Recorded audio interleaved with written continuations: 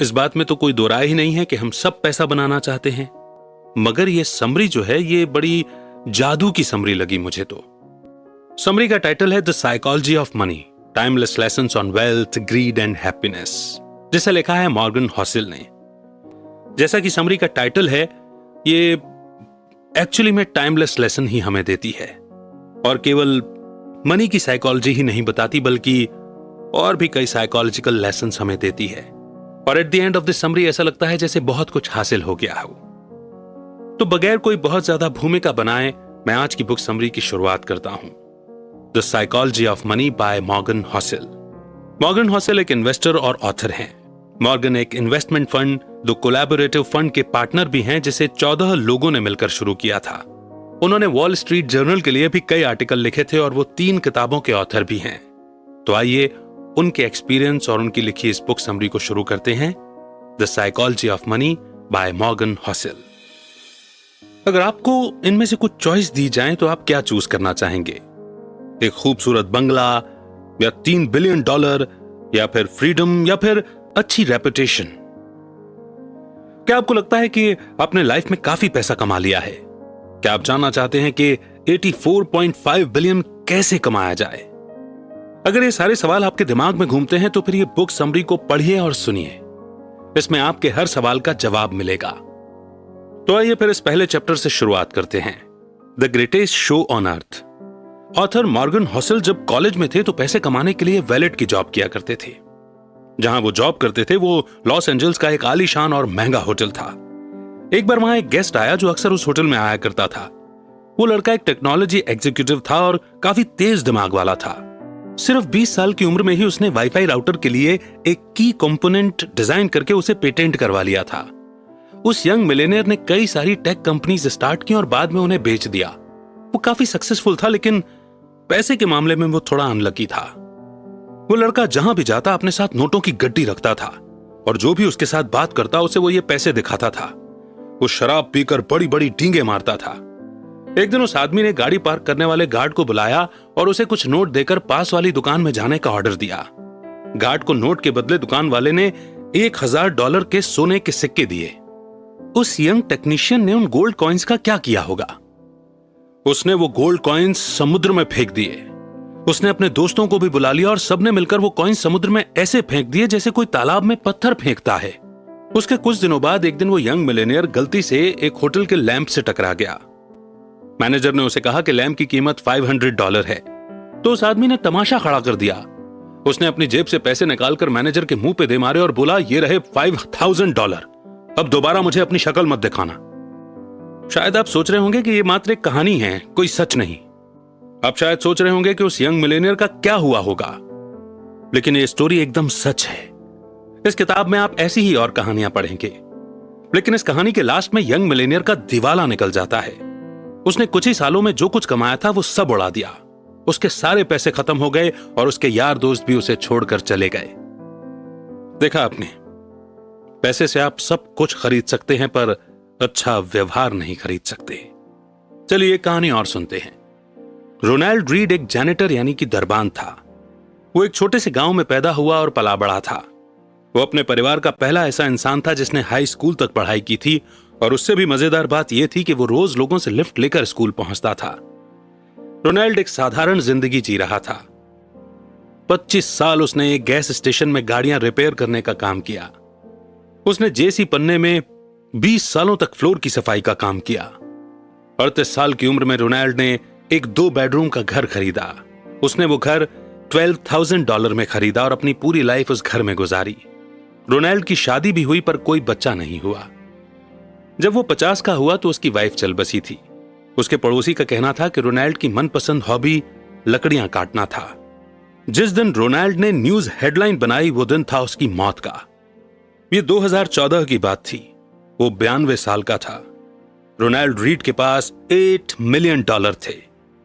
उसने $2 मिलियन अपने 2 सौतेले बच्चों के लिए छोड़े थे और $6 मिलियन एक लोकल हॉस्पिटल और लाइब्रेरी को डोनेट कर दिए थे। अगर आप विकिपीडिया में रोनाल्ड रीड के बारे में सर्च करेंगे तो उसमें आपको पता चलेगा कि वो एक चौकीदार, गैस स्टेशन अटेंडेंट, इन्वेस्टर, समाज सेवक और मिलियनेयर था। लेकिन ये कैसे हुआ? इसमें कोई ट्रिक नहीं है। रोनाल्ड ने कोई लॉटरी नहीं जीती थी और ना ही उसे कोई खानदानी पैसा मिला था। रोनाल्ड इतने सालों से पैसा बचाकर ब्लू स्टॉक चिप्स में इन्वेस्ट कर रहा था। बस इतनी सी बात थी। वो एक एक पैसा सेव करता था, यहां तक कि उसने कभी इंटरेस्ट भी नहीं निकाला था। उसने अपनी सेविंग को सालों साल कंपाउंड किया था और उसकी मौत तक उसके पास $8 मिलियन रकम जमा हो चुकी थी। क्या आप कंपाउंडिंग का कॉन्सेप्ट जानते हैं?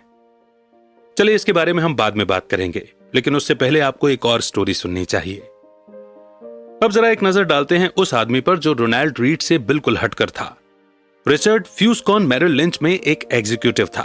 उसने हार्वर्ड से MBA किया था और वो 40 की उम्र में रिटायर हो गया था। एक बिजनेस मैगजीन की under 40 most successful people list में उसका नाम भी शामिल था। कनेक्टिकट में रिचर्ड का 18,000 स्क्वायर फीट का बंगला था, जिसमें 2 स्विमिंग पूल, 2 लिफ्ट, 7 गैरेज और 11 बाथरूम थे। इस बंगले की मेंटेनेंस का खर्चा ही $90,000 पर मंथ था और इसकी मेंटेनेंस में रिचर्ड ने काफी बड़ा उधार लिया था। लेकिन फिर उसकी किस्मत ने करवट बदली। 2008 में फाइनेंशियल क्राइसिस आया और रातों रात रिचर्ड फुटपाथ पर आ गया।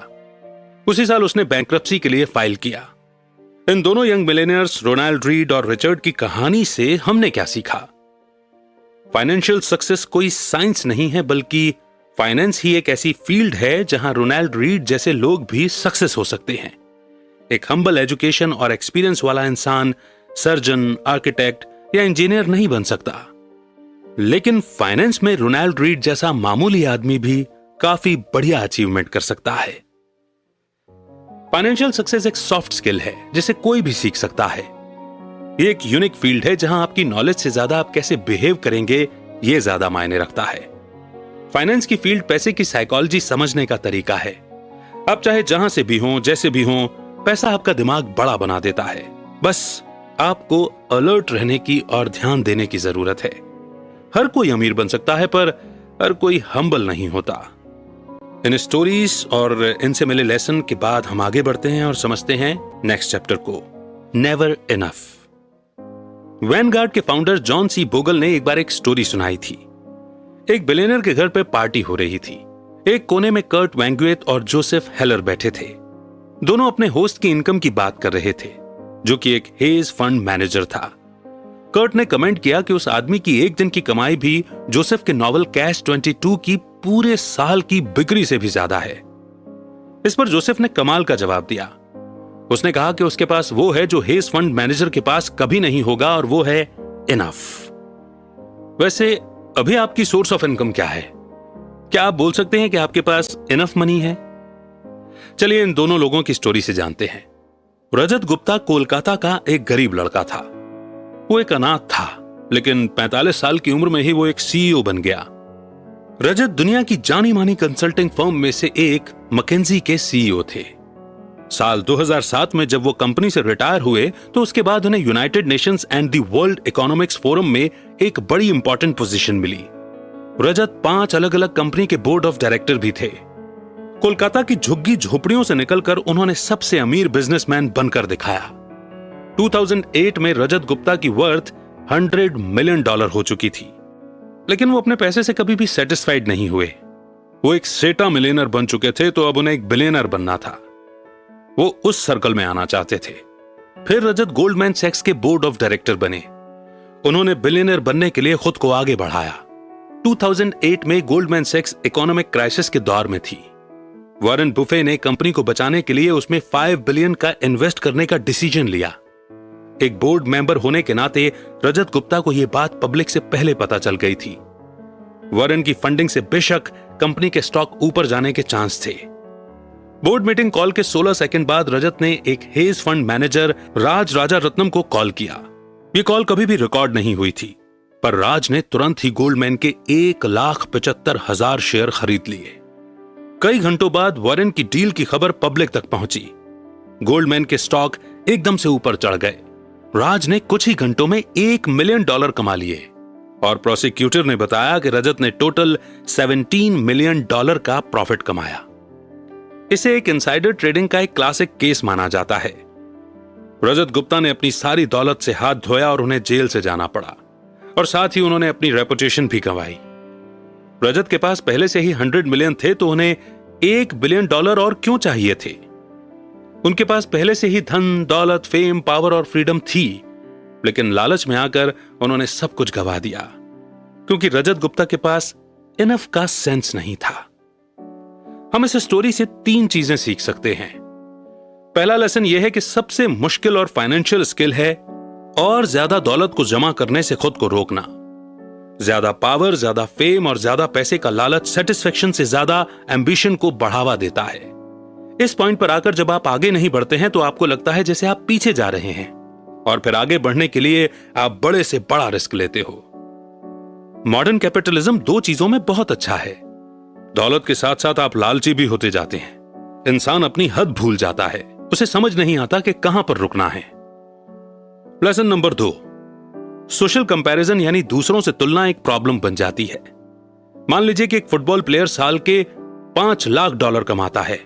उसके पास पहले से ही काफी पैसा है, पर अगर हम उसकी तुलना माइक ट्राउट से करें, जिसका $430 मिलियन साल के हिसाब से 12 साल का कॉन्ट्रैक्ट है, तो हमें यह प्लेयर उसके सामने एकदम गरीब लगेगा। अब मान लो हेज फंड मैनेजर जो कि $36 मिलियन कमाता है, पर 2018 में top 10 highest paid hedge fund managers कम से कम $340 मिलियन साल के कमाते थे, तो हमें ये 36 मिलियन उसके मुकाबले काफी कम लगेंगे। लेकिन अगर टॉप 10 हेज फंड मैनेजर्स जो साल के $340 मिलियन कमा रहे हैं, वो अपनी तुलना अगर टॉप 5 से करें, तो top 5 hedge fund managers $770 million कमाते हैं।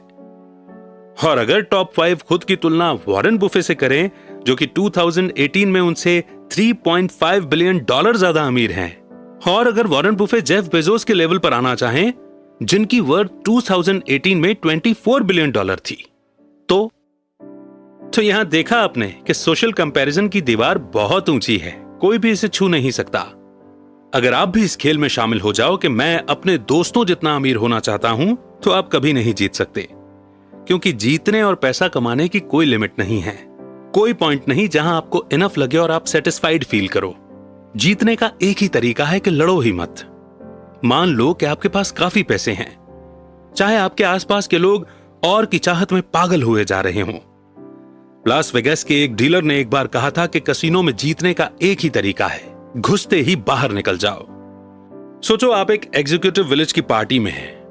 आप और आपके दोस्त डिस्कस कर रहे हैं कि कौन सबसे अमीर है, किसके पास सबसे बड़ा घर है, और कौन सबसे ज्यादा फेमस है, और किसे लोग सबसे ज्यादा पसंद करते हैं। लेकिन आप देखेंगे कि विनर कोई भी एक नहीं होगा। जीतेगा वही जो अपने आप से सेटिस्फाइड है, जो एक छोटे से घर में प्यार करने वाली फैमिली के साथ एक हंसी खुशी की एक खुशहाल जिंदगी जी रहा है। लेसन नंबर 3, कुछ चीजें पैसे, फेम और पावर से बढ़कर होती हैं, चाहे आपके पास एक कितना ही ज्यादा क्यों ना हो। ये बातें रजत गुप्ता ने जेल से छूटने के बाद द न्यूयॉर्क टाइम्स के अपने इंटरव्यू में कही थी। उनसे जब पूछा गया कि उन्होंने इस घटना से क्या सीखा, तो वो ये बोले कि किसी भी चीज से ज्यादा अटैचमेंट मत रखो, चाहे वो आपकी रेपुटेशन हो या आपकी अचीवमेंट हो। ये चीजें कोई मैटर नहीं करती।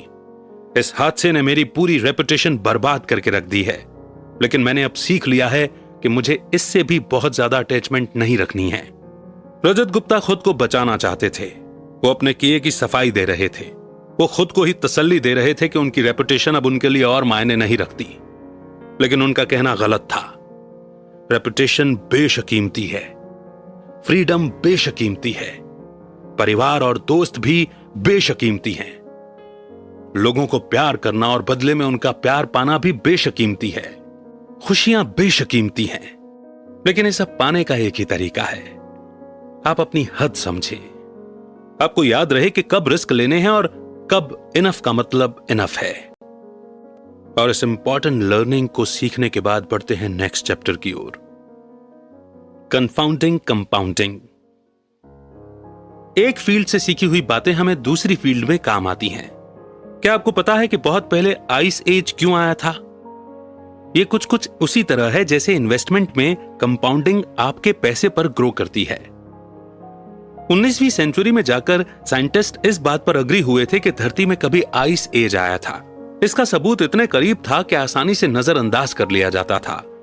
धरती में सिर्फ एक ही आइस एज नहीं आया, बल्कि हमारी पृथ्वी ने 5 आइस एज देखे हैं, जिनकी डेट का हम आज एक्यूरेट अंदाजा लगा सकते हैं। क्या आप सोच सकते हैं कि पूरी दुनिया को बर्फ से कवर करने, बर्फ पिघलने और फिर बर्फ से ढकने पर कितनी एनर्जी की जरूरत पड़ेगी? तो यह घटना 5 बार हो चुकी है, लेकिन आइस एज आया ही क्यों? आइस एज के पीछे की वजह क्या है? इसके बारे में बहुत सी थ्योरीज हैं। एक थ्योरी के हिसाब से माउंटेन रेंज में हलचल होने की वजह से क्लाइमेट में चेंज आया। एक दूसरी थ्योरी कहती है कि आइस धरती का नेचुरल वातावरण है जिसमें ज्वालामुखी फटने से बदलाव आया है। हालांकि ये थ्योरी सिर्फ एक आइस एज को एक्सप्लेन करती है, न कि 5 को।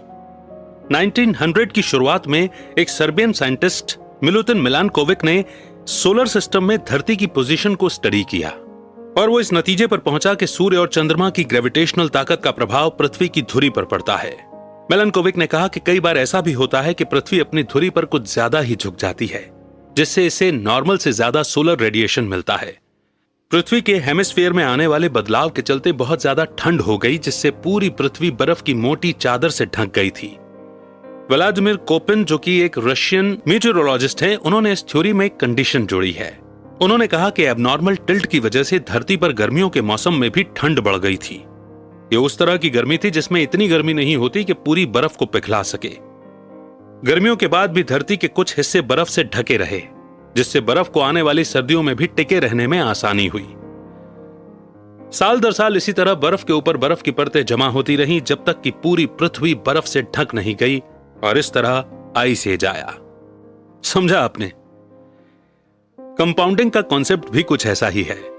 मान लो आपने अपनी एनुअल सैलरी का 10% इंडेक्स फंड में जमा करना शुरू किया और आपकी एनुअल इंटरेस्ट रेट 10% है, तो अगले साल आपके पास आपकी सैलरी का 10% इंटरेस्ट रेट के साथ होगा।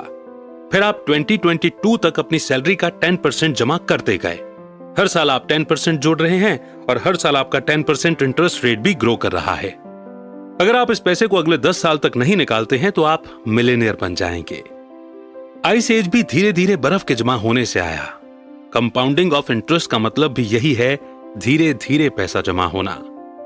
क्या आपको पता है कि वॉरेन बुफे सिर्फ 10 साल की उम्र से ही इन्वेस्ट करते आ रहे थे? उन्होंने कभी भी अपने इंटरेस्ट का पैसा नहीं निकाला। उन्होंने कई सालों तक ये पैसा जमा होने दिया और जब वे 89 के हुए तो उनके पास $84.5 बिलियन था। ये उनके डिसिप्लिन और 8 दशकों के कंपाउंडिंग का नतीजा था। अगर आप कैलकुलेट करें तो वॉरेन बुफे ने अपने 50वें जन्मदिन के बाद ही 84.5 बिलियन कमाया। ये सब कंपाउंडिंग के पावर का कमाल है। इस इक्वेशन के बारे में सोचिए। 8 + 8 + 8 + 8 + 8 + 8 + 8 + 8 + 8 = 72। ये जोड़ है। लेकिन जब आप 8 को 8 से ही 9 बार मल्टीप्लाई करेंगे तो क्या होगा? 8 × 8 × 8 × 8 × 8 × 8 × 8 × 8 × 8 13,42,17,728। देखा आपने कितना फर्क है? वॉरेन जब 20 या 30 के थे तो वो अपना पैसा यूं ही खर्च नहीं करते थे और उन्होंने 60 या 70 का होने तक इन्वेस्टिंग नहीं छोड़ी। वो लगातार इन्वेस्ट करते गए। उन्होंने 25 सालों तक पैसा जमा किया। वॉरेन की दौलत पर कई सारी किताबें भी लिखी गई हैं। फिर से बता दें कि उनके पास $84.5 बिलियन हैं। उन्होंने 10 साल की उम्र से इन्वेस्ट करना शुरू किया था और 89 का होने तक वे करते ही रहे। अगर कंपाउंडिंग पर सच में कोई किताब लिखी जाए तो उसका नाम होना चाहिए शट अप एंड वेट। अमीर होने और अमीर रहने के बीच का फर्क। तो आइए अब एक और इंपॉर्टेंट चैप्टर समझ लेते हैं, अमीर होने और अमीर रहने के बीच का फर्क। Getting wealthy versus staying wealthy. अमीर बनने के कई तरीके हो सकते हैं, लेकिन अमीर बने रहने का सिर्फ एक ही तरीका है। चलिए तो ये बात हम इन 2 इन्वेस्टर्स की कहानी से सीखते हैं। जेसी लिवरमोर अपने टाइम का बेस्ट स्टॉक ट्रेडर्स में से एक था। वो 1877 में पैदा हुआ था, जब दुनिया को पता भी नहीं था कि ट्रेडर कोई भी बन सकता है। उससे पहले ही उसने खुद को एक ट्रेडर के तौर पर एस्टेब्लिश कर लिया था। 30 साल की उम्र में ही जेसी ने $100 मिलियन कमा लिए थे। 1929 में स्टॉक मार्केट क्रैश हो गई थी, जिसकी वजह से ग्रेट डिप्रेशन आया। उन दिनों चारों तरफ बस यही न्यूज छाई हुई थी। वॉल स्ट्रीट के न जाने कितने ही स्टॉक ट्रेडर्स ने सुसाइड कर लिया था। अक्टूबर 29, 1929 के दिन जेसी का परिवार घर पर उसका इंतजार कर रहा था। उसकी वाइफ और 2 बच्चे दरवाजे पर खड़े होकर उसके आने की राह देख रहे थे और उसकी मदर इन लॉ बेडरूम के अंदर बैठकर रो रही थी।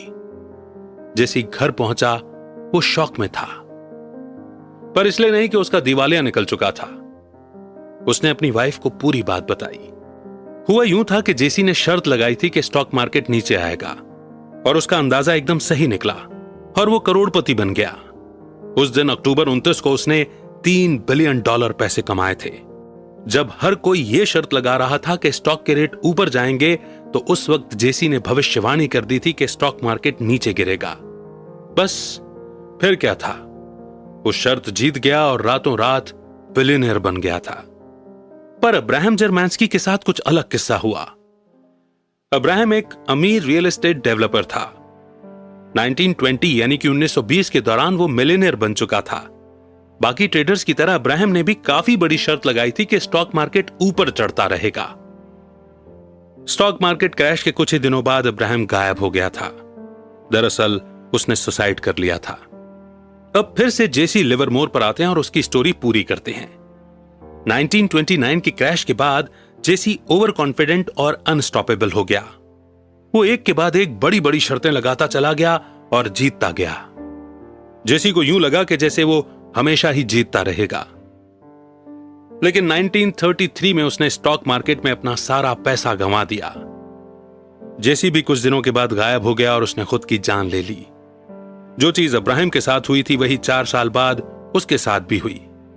अब्राहम की तरह वो भी सुसाइड करने पर मजबूर हो गया था।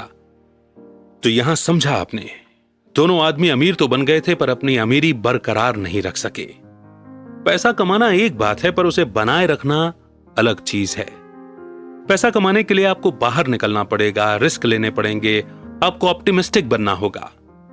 लेकिन पैसे को बनाए रखने के लिए आपको हम्बल होना पड़ेगा। आपको यह बात याद रखनी होगी कि किसी भी वक्त, किसी भी सेकंड आपकी सारी दौलत छिन सकती है, क्योंकि जिंदगी ऐसी ही है। यहां कब क्या होगा यह कोई नहीं जानता। कभी आप एकदम टॉप पे आएंगे तो कभी एकदम बॉटम पर। पैसे को बनाए रखने के लिए आपको सोच समझकर पैसे का इस्तेमाल करना सीखना होगा। और यह भी एक फैक्ट है कि पैसा मेहनत से कमाया जाता है, पर इसे कमाने में किस्मत का भी बड़ा हाथ होता है। जिंदगी में हमेशा याद रखिए कि सक्सेस हमेशा रहने वाली चीज नहीं है। लाइफ में हार और नाकामयाबियां दोनों मिलेंगी। बीते कल की सक्सेस आने वाले सुनहरे कल की गारंटी नहीं दे सकती है। अब हम वॉरेन बुफे के पास वापस चलते हैं और देखते हैं कि उन्होंने 70 साल से अपनी वेल्थ को कैसे मेंटेन करके रखा हुआ है। उन्होंने अपना पैसा 10 सालों के लिए इन्वेस्ट किया और 1 दशक से भी ज्यादा तक कंपाउंड होने दिया, और 89 की उम्र में उनके पास $84.5 बिलियन थे। वॉरेन को इन्वेस्टिंग आती है। उन्हें पता है कि इन्वेस्टिंग के लिए कौन सी कंपनीज बेस्ट रहेंगी। उन्हें यह भी पता है कि सबसे सस्ते स्टॉक्स कौन से हैं और वो सबसे ज्यादा इफेक्टिव मैनेजर्स को जानते हैं, और इसी तरह से वो एक अमीर आदमी बने। लेकिन ध्यान देने वाली बात है कि वॉरेन ने अपनी वेल्थ कुछ इस तरह से बनाए रखी। वो किसी के बहकावे में नहीं आए। उन्होंने 14 रिसेशंस भी झेल लिए, पर कभी भी घबराकर अपने स्टॉक्स नहीं बेचे। उन्होंने अपनी रेपुटेशन दांव पर नहीं लगाई। उन्होंने खुद को किसी एक स्ट्रेटजी, एक ओपिनियन या एक पासिंग ट्रेड तक ही सीमित नहीं रखा। उन्होंने कभी भी क्विट नहीं किया और ना ही रिटायर हुए। 65 साल के बाद भी वो कंपाउंडिंग करते रहे और इस तरह वॉरेन सरवाइव कर गए।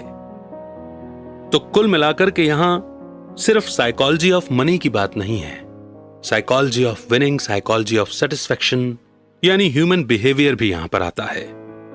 ये बुक समरी हमें याद दिलाती है कि जिंदगी में रेपुटेशन, फ्रीडम, फैमिली, प्यार और खुशी ही सबसे कीमती चीजें हैं, जो पैसे, पावर और फेम से कहीं बढ़कर हैं। ये समरी ये भी याद दिलाती है कि दुनिया गोल है और हार और जीत जिंदगी का एक हिस्सा है। कभी हमारे पास सब कुछ होता है और कभी कुछ भी नहीं। अमीर बनने के कई सारे तरीके हैं, पर अपनी अमीरी बरकरार रखने का सिर्फ एक तरीका है। इसीलिए हम्बल बने, पैसे की वैल्यू समझें और जो आपके पास है उसमें खुश रहना सीखें। जिनसे आप बेहद प्यार करते हैं उनके साथ वक्त गुजारना सीखें, क्योंकि परिवार और सच्चे दोस्त ही इंसान का सबसे बड़ा खजाना होते हैं। तो उम्मीद करते हैं कि यह बुक समरी हमारे जहन पर, हमारे दिलो दिमाग पर एक पॉजिटिव असर डालेगी और आपको जरूर पसंद आई होगी। कितनी अच्छी लगी आपको ये बुक समरी, आपने इस बुक समरी से स्पेशली क्या सीखा, कमेंट सेक्शन में जरूर लिखें। आपके फीडबैक, आपके कमेंट हमारा हौसला बढ़ाते हैं।